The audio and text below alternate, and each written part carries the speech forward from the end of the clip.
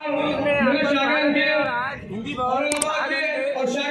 और मुस्लिम हैदराबाद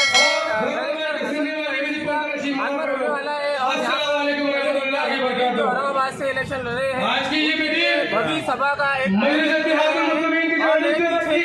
आप देख सकते हैं कि हजारों की तादाद में लोग यहाँ असदुद्दीन ओवैसी साहब के भाषण सुनने के लिए यहाँ तशरीफ फरमा है। के लिए ऐसी खबरों को देखने के लिए देखते रहिए। को खत्म करने के लिए होगा तो आप बोले इलेक्शन किसका होगा?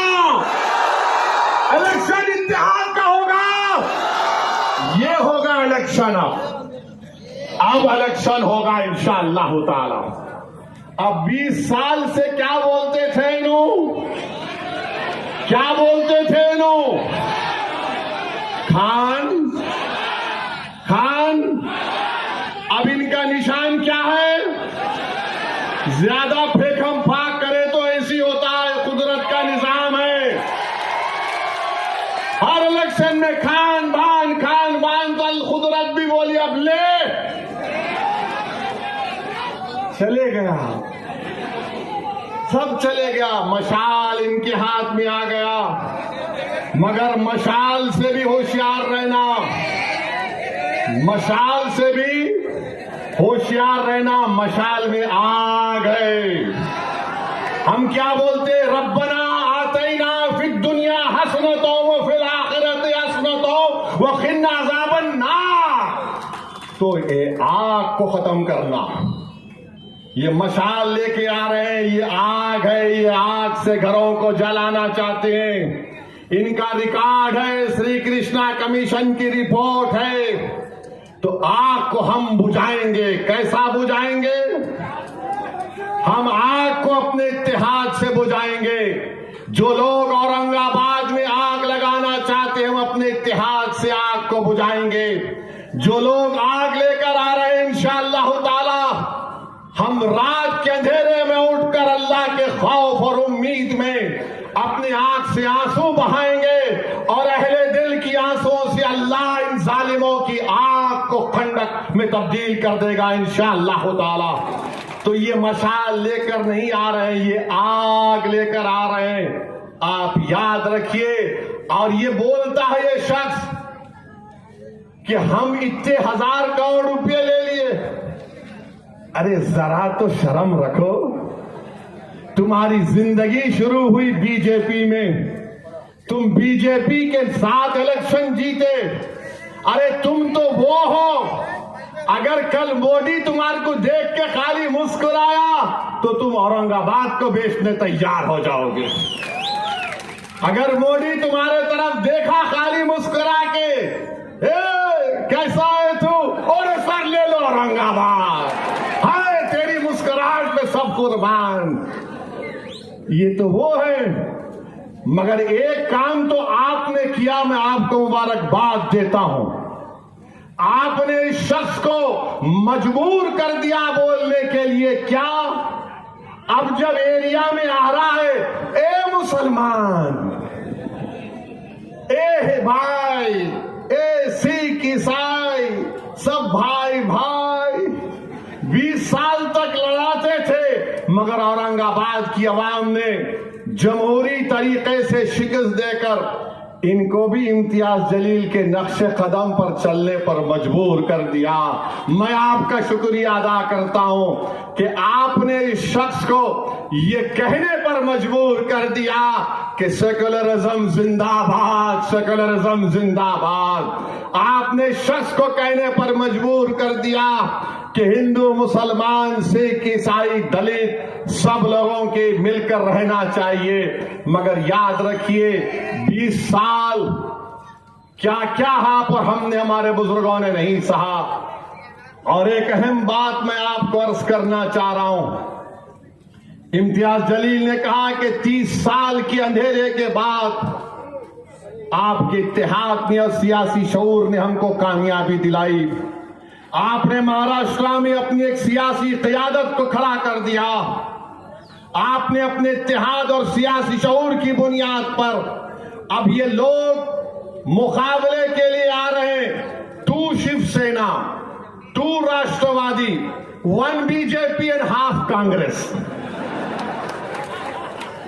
ये पूरे आ रहे हैं इम्तियाज जलील की कामयाबी को रोकने के लिए, मगर मुझे यकीन है कि two Shiv Sena, two Rashtravadi, one BJP and half Congress, Aurangabad की आवाम एक नान कालिया खा के ठहर गए तो पूरे के पूरे गायब इंशाअल्लाह ताला।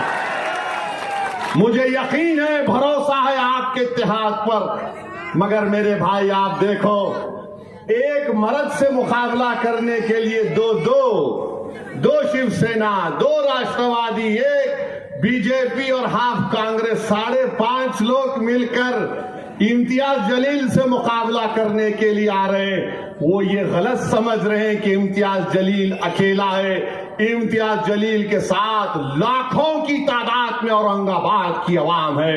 इम्तियाज जलील अकेला नहीं, इम्तियाज जलील के साथ लाखों की तादाद में मुसलमान है, लाखों की तादाद में दलित है, आदिवासी है, और हमारे दंगर समाज के लोग हैं, बंजारा समाज के लोग हैं। लाखों की तादाद में वो औरंगाबाद की आवाम है जो औरंगाबाद में अमन को पसंद करती है। लाखों की तादाद में वो आवाम है जो औरंगाबाद में गुंडागर्दी को पसंद नहीं करती है। तो आ जाओ, कितने आते आ जाओ, 5.5 नहीं बल्कि कितना लश्कर लाते ला लो, इंशाअल्लाह ताला कामयाबी यकीनी है। क्योंकि एक बार जब सियासी शऊर बेदार हो जाता है तो आप उस सियासी शऊर को खत्म नहीं कर पाएंगे। इम्तियाज जलील ने अपने 5 साल के वक्फे में एक बयान मुझे दिखा दो कि इम्तियाज जलील ने किसी का दिल तोड़ने वाली बात की। एक बयान दिखा दो कि इम्तियाज जलील ने किसी समुदाय के खिलाफ कुछ बात कही। अरे एक बयान दिखा दो कि इम्तियाज जलील ने नफरतों की दीवारों को इजाफा किया। यकीनन इम्तियाज जलील मुसलमान है, हम फकर से कहते हैं मुसलमान है, मगर मुसलमान नफरतों को नहीं फैलाता। मुसलमान और रहमर राहिमीन का बंदा है, हम मोहब्बत को आम करने वाले हैं, रहम करने वाले हैं। और आप बताइए, ये क्या क्या नहीं बोलते हैं, क्या क्या नहीं बोलते हैं। अखबार में लिखते अपने शिवसेना के, और आपने बता दिया कि हम और इस जिल्लत को बर्दाश्त नहीं करेंगे, और आपने इत्तेहाद को मजबूत किया। और यहां से आपने इम्तियाज जलील को कामयाब और कामरान किया। ये इम्तियाज जलील की इनफरादी कामयाबी नहीं, ये आप तमाम की इज्तिमाइयत की कामयाबी है। ये एक शख्स की कामयाबी नहीं है, ये आपके सियासी शऊर की कामयाबी है। ये एक शख्स की कामयाबी, एक जमात की कामयाबी नहीं, बल्कि औरंगाबाद शहर में बसने वाले, एक एक घर में रहने वाली हमारी मां और बहनों की दुआओं की कामयाबी है। मेरे अजीज दोस्तों और बुजुर्गों, इसीलिए मैं आपको मुबारकबाद भी देता हूं और आपको बताना चाह रहा हूं कि इस कामयाबी के सफर को हमको जारी और सारी रखना है। जो हमने कामयाबी हासिल की, पहले से ज्यादा तादाद में, पहले से ज्यादा अक्सरियत से हमको दोबारा इंशाअल्लाह ताला अपने सियासी सफर को जारी और सारी रखना पड़ेगा। और इम्तियाज जलील को यहां से पहले से ज्यादा अक्सरियत से कामयाब करना पड़ेगा। मुझे यकीन है कि इस बार भी पहले से ज्यादा आप लोग अपने इत्तेहाद को मजबूत करेंगे। यकीनन आपको शिकायत हो सकती है असदुद्दीन ओवैसी से और इम्तियाज जलील से। अगर आपकी शिकायत बहुत ज्यादा है तो आप मुझे फोन करके बता दो, मैं 5 और 6 तारीख को दोबारा आने वाला हूं। मैं तुम्हारे घर पर झोली फैलाकर तुमसे माफी की भीख मांगने को तैयार हूं। मगर याद रखो, अगर तुमको मुझसे या इम्तियाज जलील से शिकायत है तो थोड़ी देर के लिए दरगुजर कर दो। हमारी कोई अहमियत नहीं है, औरंगाबाद की अहमियत ज्यादा है, औरंगाबाद की तारीख की अहमियत ज्यादा है, तुम्हारी इत्तेहाद की अहमियत ज्यादा है। अगर तुम समझते हो कि असदुद्दीन ओवैसी को मैं घर को बुलाकर उसको कुछ कह दूंगा तो मैं तैयार हूं मेरे भाई। अरे मैं हर चीज के लिए तैयार हूं। याद रखो, मैं आपके लिए अपने के खून को बहाने के लिए तैयार हूं। दुश्मनों ने मेरी जान लेने की कोशिश की, मगर अल्हम्दुलिल्लाह अल्लाह ने मेरे हौसले और अज़म में कमी पैदा नहीं की। जालिमों ने 6 फीट के फासले से मेरी गाड़ियों पर गोलियां चला दी, मगर अल्लाह ने मेरे दिल को इत्मीनान दिया, क्योंकि मैं जानता हूं कि एक दिन मैं मरूंगा, इस दुनिया से चला जाऊंगा। मगर मैं पैगाम दे रहा हूं जालिमों को, मैं पैगाम दे रहा हूं फिरका परस्तों को, जो ताकत के बलबूते पर ये इक़दाम करते हैं कि हम खत्म कर देंगे। याद रखो, मैं कोई मुर्गी का बच्चा नहीं हूं कि मैं मर जाऊंगा तो कुछ सब चीज खत्म हो जाएगा। अरे असदुद्दीन ओवैसी को अल्लाह ने जिंदा रखा। अल्लाह ने अपने नबी करीम सल्लल्लाहु अलैहि वसल्लम के सदक़े तुफ़ैल में असदुद्दीन ओवैसी को कुछ सलाहियतें नवाजा। मैं मर जाऊंगा, मगर ये जो हजारों का मजमा देख रहा हूं, मुझे यकीन है कि इंशाअल्लाह ताला तुम और तुम्हारी नस्ल असदुद्दीन ओवैसी के पैगाम को लेकर आगे बढ़ेंगी। याद रखो, मैं मर जाऊंगा तो कुछ नहीं होगा। हाँ, मैं उस वक्त मर जाऊंगा जब तुम मेरे पैगाम को, मेरी जमात के पैगाम को, अपने इत्तेहाद को, मैं यकीनन उस वक्त मर जाऊंगा जब तुम्हारे दिलों से जज्बा खत्म हो जाएगा। मैं यकीनन उस वक्त मर जाऊंगा जब तुम में जिद्दोजहद करने की सलाहियत खत्म हो जाएगी। यकीनन मैं उस वक्त मर जाऊंगा जब तुम जालिमों का जवाब इत्तेहाद से नहीं दोगे। अरे हम जिंदा कौम हैं, हम जिंदा रहने वाले हैं। जब तक हम जिंदा है दुनिया जिंदा रहेगी, जब हम नहीं तो दुनिया भी नहीं रहेगी। ये हमको हमारे बड़े बुजुर्गों ने बताया। तो मेरे अजीज दोस्तों और बुजुर्गों, अपने इत्तेहाद को, अपने जज्बे को सलामत रखो। ये एक पहला कदम हमने 2019 में उठाया। अब हमको आगे बढ़ना है और आगे बढ़ते जाना है। आप जानते हैं मेरे अजीज दोस्तों और बुजुर्गों, इम्तियाज जलील कामयाब हुए, आदर्श का स्कैम हुआ। इम्तियाज जलील ने गरीबों को इंसाफ दिलाने के लिए आगे बढ़ा। इम्तियाज जलील एक डॉक्टर का बेटा है। जब अस्पताल में गबन हो रहा था तो इम्तियाज जलील ने हाई कोर्ट में PIL डालकर खुद कोर्ट के सामने जाकर खड़ा हो गया। आज आपके MP की नुमाइंदगी की वजह से एक 200 बेड का GM मेमोरियल अस्पताल बनने जा रहा है। वो गरीबों को उससे फायदा होगा। जो गरीब और मजलूम होगा, इंशाअल्लाह दवाखाना बनने के बाद उसको फायदा मिलेगा। आप जानते हैं कि संग्राम नगर का रेलवे फ्लाईओवर ब्रिज औरंगाबाद में बन रहा है इम्तियाज जलील की नुमाइंदगी पर। वहीं पर बाबा साहब अम्बेडकर मराठवाड़ा विद्यापीठ यूनिवर्सिटी को 100 करोड़ रुपये अगर मिले, उसमें इम्तियाज जलील की नुमाइंदगी बहुत बड़ा रोल उसमें था। अगर आज आप देखते हैं कि आपका दवाखाना प्राइवेट लोगों को दिया जा रहा था, इम्तियाज जलील खड़े हो गया और कहा कि गवर्नमेंट का पैसा है, नाना की दुकान पे मामू की फातिहा होने नहीं दूंगा मैं। और इम्तियाज जलील ने उसको रुकवा दिया। मेरे अजीज दोस्तों और बुजुर्गों, ये इम्तियाज जलील के छोटे से कारनामे आपके सामने बयान कर रहा हूं। और फिर आप जानते हैं कि औरंगाबाद म्युनिसिपल कॉर्पोरेशन में डॉक्टर बाबा साहब अम्बेडकर मराठवाड़ा विद्यापीठ में ऐसे कई मुलाजिमीन को उनके हुकूक इम्तियाज जलील की नुमाइंदगी पर मिले हैं। तो मेरी आपसे गुजारिश है, हाँ, MP फंड से भी कई काम इम्तियाज जलील साहब ने करवाए हैं।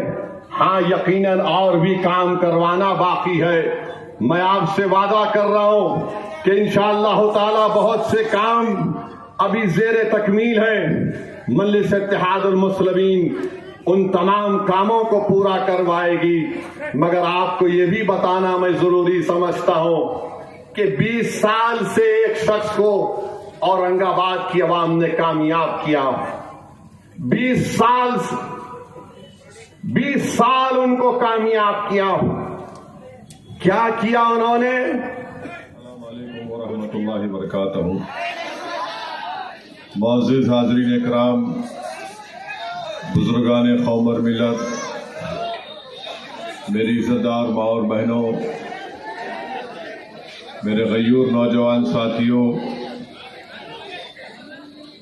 शहनशीन व मंच पर तशरीफ फरमा व बैठे हुए तमाम मजलिस के कायदीन अरकान, मोहतरम जनाब इम्तियाज जलील साहब, रुकने पार्लिमान वो उम्मीदवार औरंगाबाद, वो सदर महाराष्ट्र मजलिस इत्तेहादुल मुस्लिमीन, मोहतरम जनाब मौलाना महफूजुर रहमान साहब,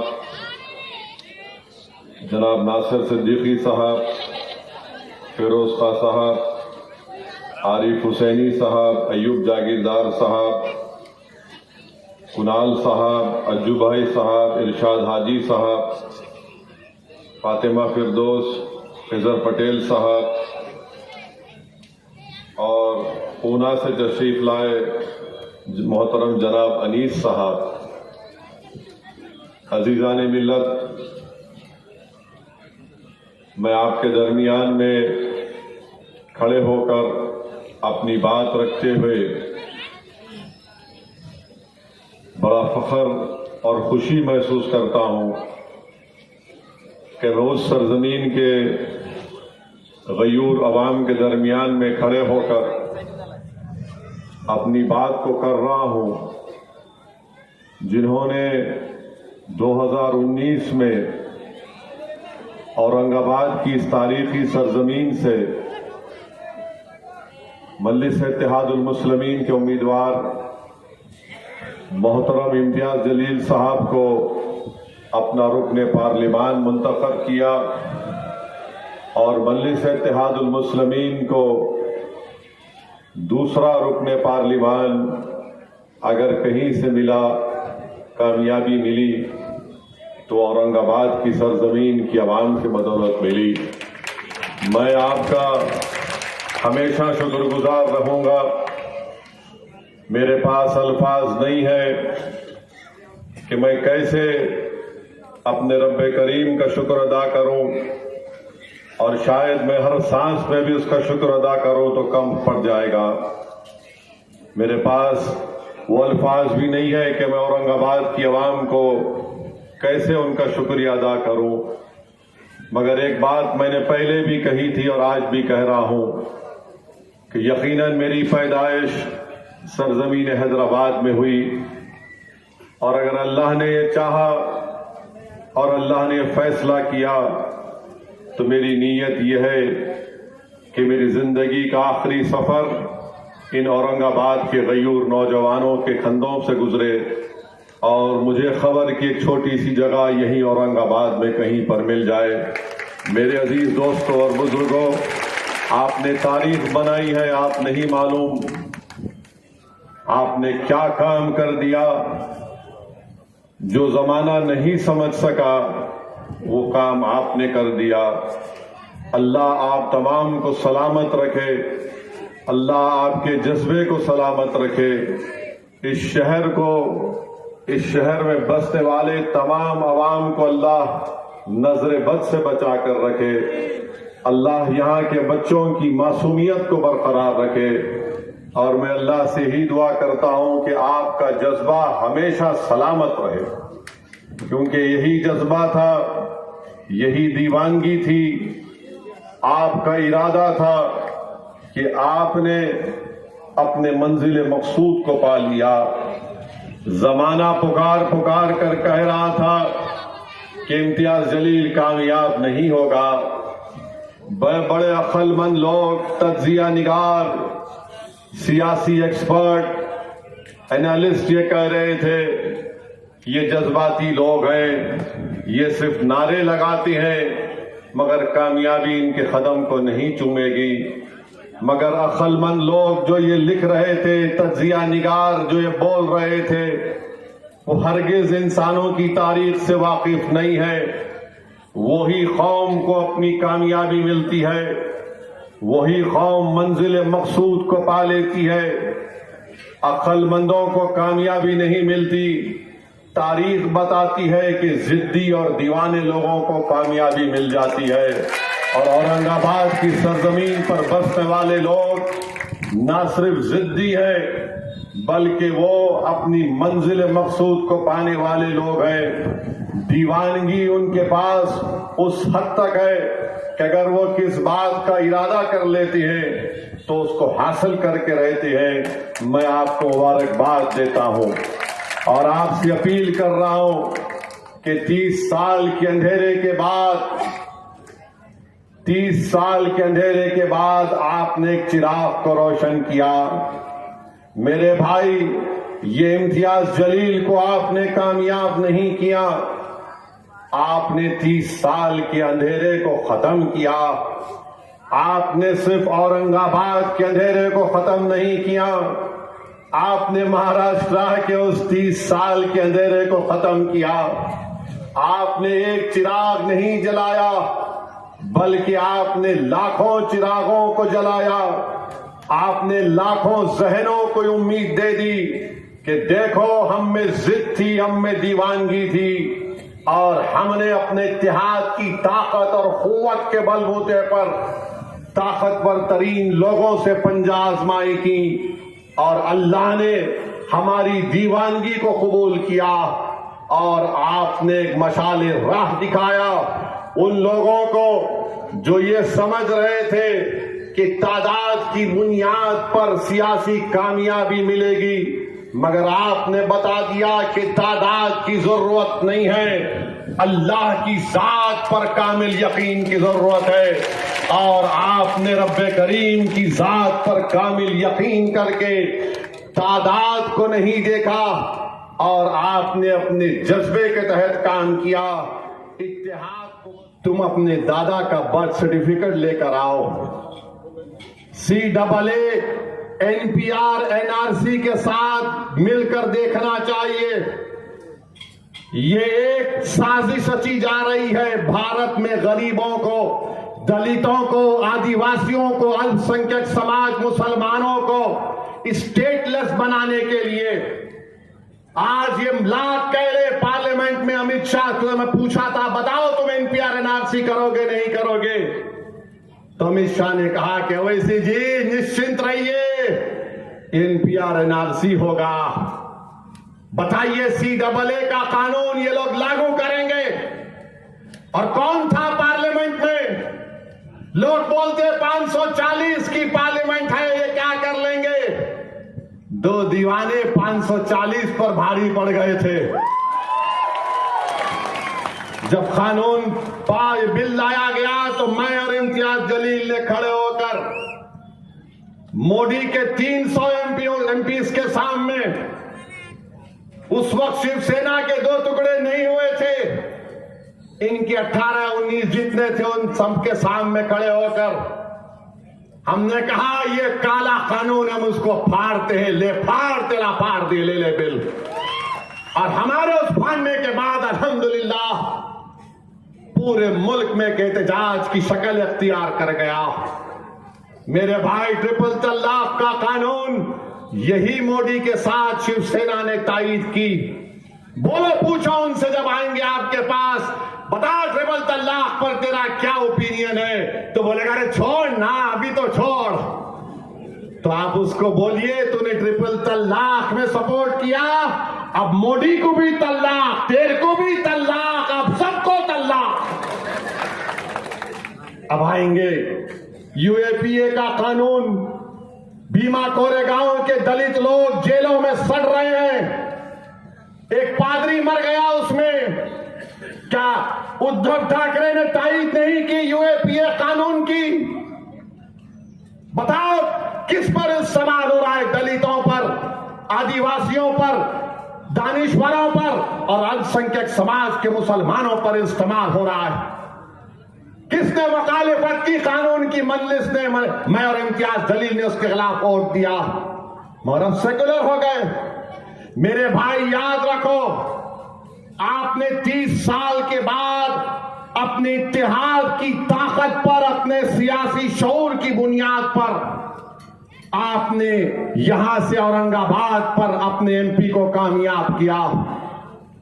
दोबारा सोच लीजिए, आपके पास सिर्फ दो ही रास्ते हैं, या तो हम यरगमाल बन जाए इन जालिमों के, बंदी बन जाए इन लोगों के जो हमको रुसवा करते हैं, या फिर हम आजाद जिंदगी गुजारें, अपने एमपी को यहां से कामयाब और कामरान करके। फैसला आपको करना है। मैं आपसे सिर्फ दरखास्त कर सकता हूं, भीख मांग सकता हूं कि आपने जो सियासी सफर शुरू किया उसको रोकिए मत, उसको रोकिए मत। खुदा के लिए इन आने वाली नस्लों को सामने रखिए। कल अगर पार्लियामेंट में मोदी यूनिफॉर्म सिविल कोड का बिल लेकर आएगा तो क्या ये खान पान बोलने वाला तायीद करेगा या मुखालिफत करेगा? बताओ मुझे। यूनिफॉर्म सिविल कोड लाया जाएगा तो कौन खड़े होकर मुखालिफत करेगा? क्या इम्तियाज जलील करेगा या फिर ये दो शिवसेना, दो राष्ट्रवादी और बीजेपी वाले या आदि कांग्रेस करेगी? यूनिफॉर्म सिविल कोड क्या है बताता हूं तुमको चंद मिनट, 1 मिनट में। उत्तराखंड में यूनिफॉर्म सिविल कोड आया, वहां पर यह कहा गया कि मुसलमान निकाह से शादी नहीं कर सकता, स्पेशल मैरिज एक्ट में शादी करना पड़ेगा। उठाकर देख लो, मुसलमान निकाह से शादी नहीं करेगा, स्पेशल मैरिज एक्ट से करेगा। तो फिर दुल्हन का महर क्या होगा? क्या स्पेशल मैरिज एक्ट में महर है? नहीं है। यह यूनिफॉर्म सिविल कोड का बिल बीजेपी कह रही हम लेकर आएंगे। पूछो इन लोगों से क्या है तुम्हारी राय? बोलेंगे अभी मत बात करो, वो भड़काऊ भाषण देना उसकी आदत है, उसके बातों में मत। और मैं तुमको पूछ रहा हूं, बीजेपी अलग कह रही है यूनिफॉर्म सिविल कोड लेकर आएंगे। यूनिफॉर्म सिविल कोड उत्तराखंड में देख लो आप। ये 4 शादियों का मसला नहीं है, शादी का मसला है। भारत का आईन मुझे इस बात की इजाजत देता है बहैसियत एक मुसलमान, फ्रीडम ऑफ रिलीजन है मेरे पास। मैं अपने दीन पर चलूं, कैसे चलूं वो मुझे और मेरे उलमा तय करेंगे। मेरे अजीज दोस्तों और बुजुर्गों, CAA को सामने रखो, यूनिफॉर्म सिविल कोड को सामने रखो। अब तो हर चीज से नफरत है। पूछो इन लोगों से हिजाब के बारे में तुम्हारी क्या राय है, तो बोलेंगे नहीं नहीं, हिजाब से जरा मुस्लिम खवातीन को क्या बोलना। अरे नोबेल प्राइज मिला यमन की एक औरत को, हिजाब पहनने वाली थी। हिजाब पहनकर मेरे डॉक्टर गफ्फार कादरी की बेटी मेडिसिन कर रही है। हिजाब हमारी खवातीन की तरक्की की राह में हायल नहीं होता। हिजाब सर पर पहना जाता है, दिमाग को कवर नहीं किया जाता। ये तुम्हारा है, फितूर है, ये तुम्हारी नफरत है। मगर मेरे अजीज दोस्तों और बुजुर्गों, आपने देखा मुख्तार अंसारी को जहर दे दिया गया। ये गए लोग जाकर मिले मुख्तार अंसारी के अफराद खानदान से, स्लो पॉइजन दे दिया गया, मुख्तार अंसारी शहीद हो गए।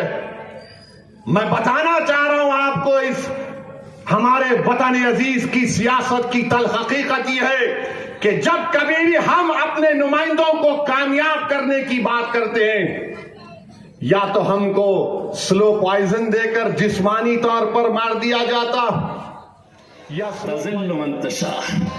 इज्जत का और जिल्लत का देने वाला खुदा है मेरे भाइयों। कितनी भी ताकतें लगा ले, 2019 में किसी के गुमान में भी नहीं था कि यहां से पूरे देश के अंदर मोदी लहर चल रही थी और यहां पर मजलिस चल रही थी। किसी के गुमान में नहीं था। महाराष्ट्र में कौन कितने जीते, कहां से कितने जीते, उस वक्त चैनलों के ऊपर से यही चल रहा था कि ये जायंट किलर 20 साल के खासदार को उखाड़ने की हिम्मत इन लोगों ने दिखाई थी। 20 साल के खासदार को अब देखेंगे कैसा घूम रहा है। देखे दो चार प्यादों को पकड़ लिए और वो प्यादे क्या कर रहे हैं? जो शख्स इस शहर की बर्बादी का सबसे बड़ा जिम्मेदार है, जिसने इलेक्शन लड़ा तो सिर्फ जाति, धर्म और मजहब के नाम के ऊपर। आज बताइए 5 सालों के अंदर मैंने कौन सा ऐसा मुद्दा लिया जो इंसानियत के खिलाफ था? और जब मैं इंसानियत की बात कर रहा हूं तो हर जाति, धर्म और मजहब के बारे में बात कर रहा हूं।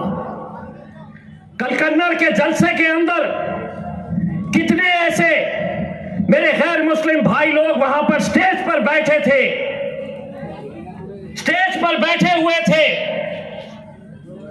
राज ठाकरे की मनसे का एक बड़ा पदाधिकारी मनसे को छोड़कर मजलिस के स्टेज के ऊपर आकर शमूलियत इख्तियार कर ली।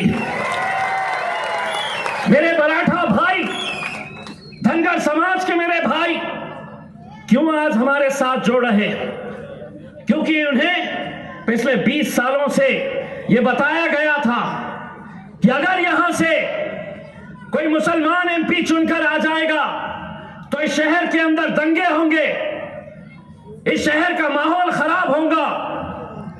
लेकिन आज वही लोग कहते हैं कि जिस भगवान का सबसे बड़ा आदर सम्मान वो करते हैं, जब उनकी मंदिर के ऊपर हमला हुआ तो वो लोग घर में सो रहे थे, इम्तियाज जलील उनके उस भगवान की मंदिर के अंदर जाकर बैठा हुआ था। अस्सलाम वालेकुम व रहमतुल्लाहि व बरकातहू। स्टेज पर मौजूद मजलिस इत्तेहादुल मुस्लिमीन के हमारे कायद जनाब बैरिस्टर असदुद्दीन अवैसी साहब, मौलाना महफूज रहमान साहब, तमाम मजलिस के ज़िम्मेदारान, नौजवानों और साथियों,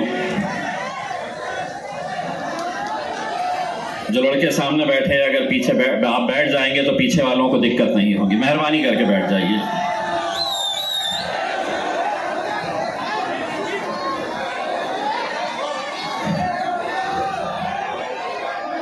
जलसे की शुरुआत इससे पहले भारतीय जनता पार्टी के नेता हिंदुस्तान के अंदर जब प्रचार की शुरुआत किए तो उन्होंने मेरे शहर को चुना। अमित शाह साहब यहाँ पर आए और यहाँ पर आकर उन्होंने सांस्कृतिक मंडल के मैदान के ऊपर ये बताया कि जब दिल्ली के अंदर मुझसे पूछते हैं कि इस शहर का एमपी कौन है, तो मुझे कहना पड़ता है कि एमआईएम का, अब एमआईएम को यहाँ से उखाड़ कर फेंकना है और कमल को खिलाना है। तकरीबन 1 महीना हो गया है, मुझे कौन उखाड़ कर फेंकने वाला है अभी तक तय नहीं कर पाए हैं तुमने। मैं रोज इंतजार कर रहा हूं अमित शाह साहब कि कौन आने वाला है उखाड़ने के लिए। जब तकरीर करने खड़े रहे तो उन्होंने कहा कि यहां से कमल को खिलाना है और दिल्ली को भिजाना है। पब्लिक मन ही मन सोच रही थी कि नहीं, गलत बोल रहे हैं अमित शाह साहब, यहां तो पतंग ही उड़ाना है। जब उन्होंने पब्लिक की तरफ देखा तो समझ गए। उन्होंने कहा खिलाना है, यहां से कमल को दिल्ली भिजाना है। पब्लिक खामोश। बोले बोलो, जोर से बोलो। तो कोने में बीच कुछ बैठे हुए थे, उन्होंने कहा हाँ भिजाना है। अमित शाह साहब, आज इस नाचीज का चैलेंज स्वीकार करिए। अगर है हिम्मत तो डालिए मैदान में अपने ताकतवर जो भी उम्मीदवार होगा। देखा जाएगा 4 जून के दिन हम जश्न मनाते हैं या तुम जश्न मनाते हैं करके। उखाड़ के फेंकेंगे। गए वो दिन साहब, गए जब तुम यहां पर आकर बोलते थे और हम सुनते थे। अब नहीं चलने वाला है साहब। जो आपसे डरते हैं, जो आपसे घबराते हैं, जिनको आप आप एजेंसीज का डर दिखाते हैं कि ईडी को छोड़ दूंगा, आईटी को छोड़ दूंगा, सीबीआई को छोड़ दूंगा, पुलिस वाले लगा दूंगा, वो दौर गए हैं। और हम सुनने वाली जमात नहीं है साहब। 75 सालों से हमने क्या काम किया है? तो हमने सिर्फ सुनने का काम किया है। तुम बोलते थे और हम सुनते थे, लेकिन इस शहर ने एक ऐसी क़यादत बैरिस्टर असदुद्दीन अवैसी साहब की तुफैल में पैदा की है कि अब हम बोलेंगे। और तुम्हारे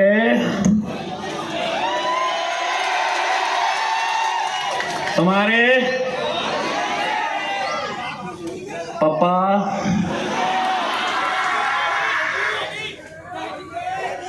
इंतजार में है, कुछ देने वाला हूं क्या करके,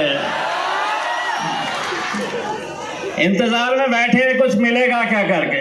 एक बार फॉर्म भरने दो, सूद समेत अमित शाह साहब को लौटाने वाला हूं।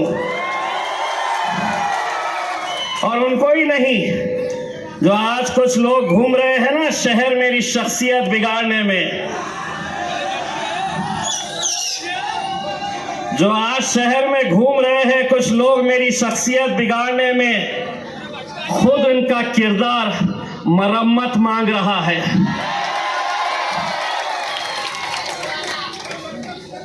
मेरे भाइयों, मैं आप लोगों का सबसे पहले तो तहे दिल से शुक्रिया अदा करना चाहता हूं। ये वो शहर है जिसने एक यकीन पैदा किया, एक ऐसी सोच पैदा की, एक ऐसा यकीन पैदा किया, अगर हम मुत्तहिद हुए तो हम क्या कर सकते हैं। ये वही शहर है जब 2019 के अंदर हम जब लड़ने के लिए आए थे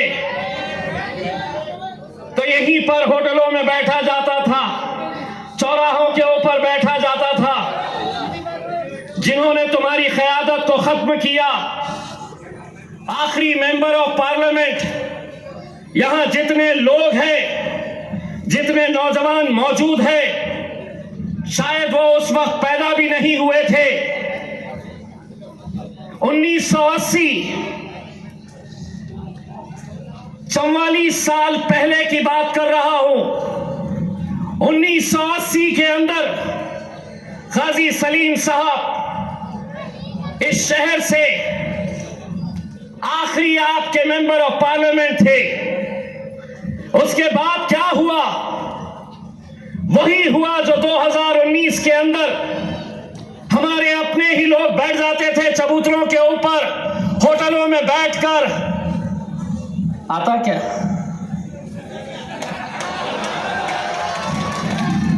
कैसे आता बताओ, समझो। देखो, इतने इनके, इतने उनके, इतने इनके, आता क्या? यही चलता था ना। पूरे जहनों के अंदर बात डालने की कोशिश करते थे कि कुछ भी कर लो, यहां से तुम्हारा एमपी चुनकर नहीं आ सकता था। अरे तुम्हारे आंकड़े इस जमीन के ऊपर थे, मेरा हिसाब तो ऊपर वाला कर रहा था।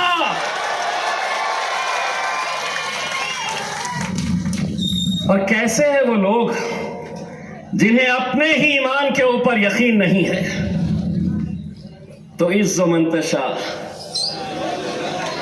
तज़िल्लु मंतशा, इज्जत का और जिल्लत का देने वाला खुदा है मेरे भाइयों। कितनी भी ताकतें लगा ले, 2019 में मेरी नाकामियों का दाग भी मंजर से निकलेगा। मुनाफिक जब मेरे हारे हुए लश्कर से निकलेगा, और कुएं के पहरेदारों को लबों की प्यास मत दिखला, खुदा का नाम ले पानी तेरी ठोकर से निकलेगा। अल्हम्दुलिल्लाह आज ये कामयाब जलसा, और यहाँ पर मेरे और आपके क़ायद आली जनाब बैरिस्टर असदुद्दीन अवैसी साहब बहुत जल्द तशरीफ़ लाने वाले हैं। मैंने आरिफ भाई से कहा था कि मैं चंद बातें करूँगा और 2-3 शेयर्स मार के चला जाऊँगा। मैं 2 बातें करना चाहता हूँ कि आप जानते हैं कि पिछली मर्तबा हमारे इत्तेहाद ने एक MLA दिया, उसके बाद एक MP दिया, और अल्हम्दुलिल्लाह मैं समझता हूँ हिंदुस्तान की 5 और 6 रियासतों में यह पहला MP था जो मुस्लिम MP मैं समझता हूँ 40 साल बाद चुनकर आया था। और ये हमारे लिए बड़ी फ़ख्र की बात थी। मैं उस मंज़र को भी याद करता हूँ जब काउंटिंग के दौरान मुसलमान रोज़े में जिस तरह काउंटिंग हॉल के बाहर दुआएं करते खड़े थे, वही मंजर हम इंशाल्लाह 4 जून को देखेंगे। मुझे ऐसा यकीन है अल्लाह की ज़ात पर कि आपका इत्तेहाद इंशाल्लाह कायम रहेगा। अफसोस तो इस बात का भी होता है कि आज बहुत सी पार्टियां आपको अलग अलग दिख रही है। 2 शिवसेना हो गई है, 2 एनसीपी हो गई है, एक कांग्रेस है, एक बीजेपी है। कौन किसके है समझ में नहीं आ रहा, किसको टिकट मिला, कौन किधर जा रहा, कौन इधर आ रहा, कौन उधर जा रहा। लेकिन मजलिस जिधर है उधर ही है। मजलिस का ना कोई साथी इधर जाता है ना कोई उधर जाता है। ये हमारे लिए फख्र की बात है। कल तक ये कहते थे लोग हमारे बारे में कि मजलिस बीजेपी की टीम बी टीम है, लेकिन आप खुद सोचिए कि बी टीम कहने वाले ए टीम में चले गए और ए टीम कहने वाले बी टीम में चले गए। कौन किसके है, कौन किधर है, कुछ समझ में नहीं आ रहा। हमको बस इतना समझ में आ रहा है कि जो खासदार पहले यहाँ से जीता था इंशाल्लाह इस मरतबा भी यहाँ से जीतेगा। आप लोग